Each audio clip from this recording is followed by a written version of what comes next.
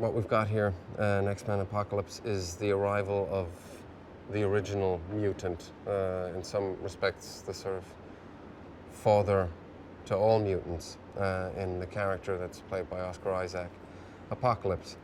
And he's decided to take judgment on the world. He doesn't like the way the world has, well, in his mind, degenerated, and he wants to start afresh. Apocalypse is basically the all-powerful mutant that has elements of all mutants and has an accessibility to all of their powers.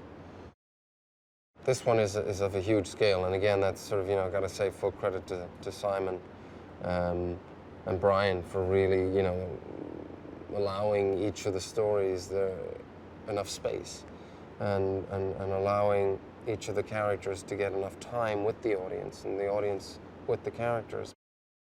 2 days ago, we were out in an outdoor sort of set, which was brilliantly recreated by the art department, and real cars crushed, real bits of concrete with sort of wrought iron running through them, mixed with styrofoam stuff. It's that illusion of using old school and then new school methods.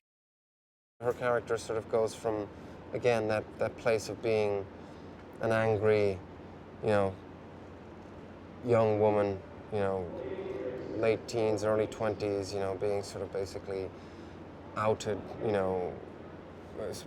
basically being, again, pushed to the margins of society and really sort of a victim of abuse and bullying, and because she's different. And so, again, she's very vulnerable when Apocalypse finds her. He's just giving it the nuance. He's grounding it in logic, and that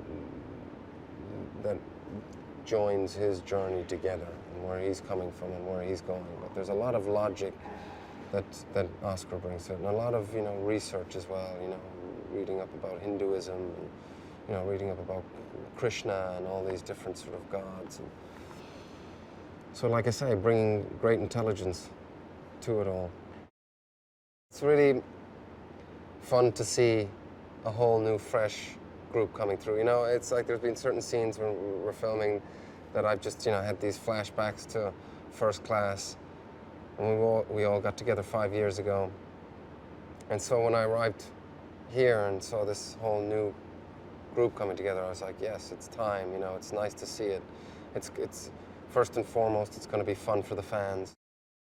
The first thing that James did was he brought a little sort of mischief and sort of a little bit of a rebel to Professor X, which I think, really was very clever, because from looking at it from where Erik is standing, there was something about that he found very endearing, and that he was charmed by this man, and I think that's why the fans are sort of really reacting to the bromance thing. There's a real sort of Butch Cassidy sort of element that he sort of brings to it, James, which I thought was really smart.